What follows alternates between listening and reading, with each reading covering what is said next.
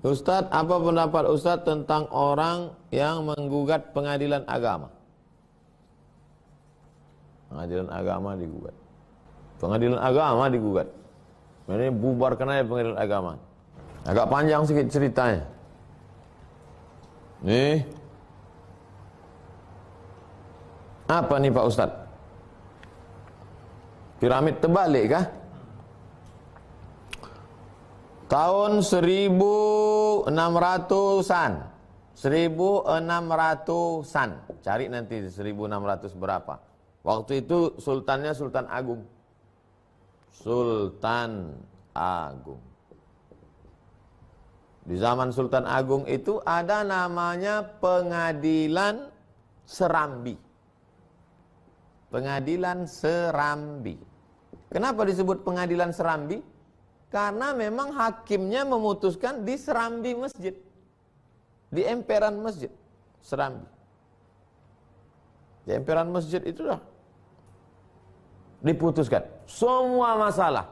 Masalah pidana, masalah perdata, masalah ekonomi, masalah, semua diputuskan. Berdasarkan hukum Islam, Sultan Agung. Kenapa Ustadz cerita Sultan Agung? Kenapa enggak cerita Sultan Riau? Ustadz kan tinggal di Riau.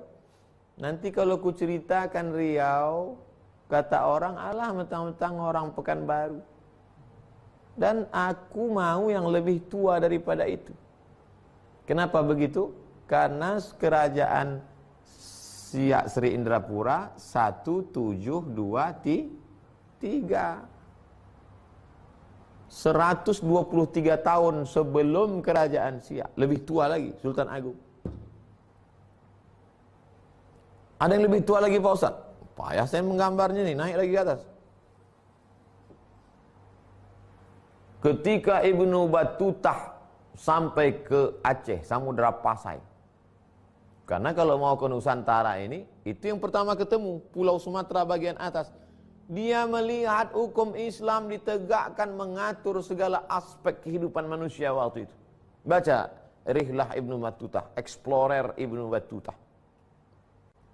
Waktu itu yang jadi rajanya adalah Raja Aceh yang kedua. Raja Aceh yang pertama yang Islam itu namanya Malikul Saleh. Malikul Saleh punya anak. Anak Malikul Saleh itulah yang ketemu dengan Ibnu Battutah. 1200-an. Lebih tua lagi. 1200-an. Setelah itu Wali Songo 1400-an. 1400-an Wali Songo. 1200-an Aceh. 1400-an Wali Songo. 1600-an Sultan Agung. Baru kemudian mundur lagi ke bawah. 1800-an. Apa yang terjadi 1800-an? Muncullah hukum yang dibuat oleh Belanda, KUHP, KUHP, KUHD. Kitab Undang-Undang Hukum Perdata, Kitab Undang-Undang Hukum Pidana, Kitab Undang-Undang Hukum Dagang.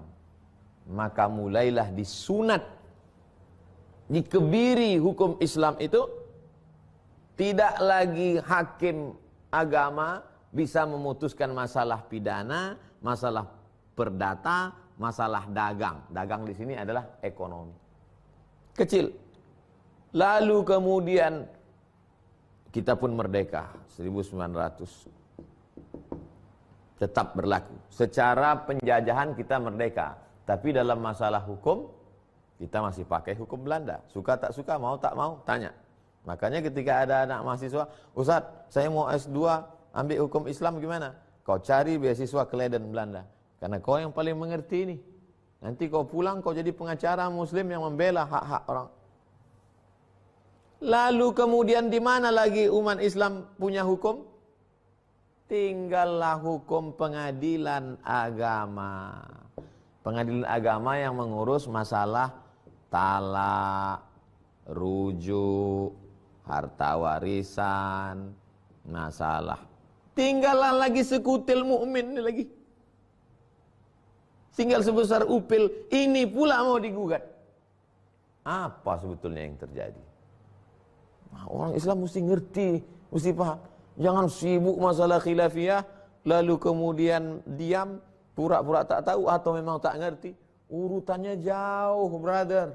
Dari 1200, 1400, 1600, 1800, 1945 sampai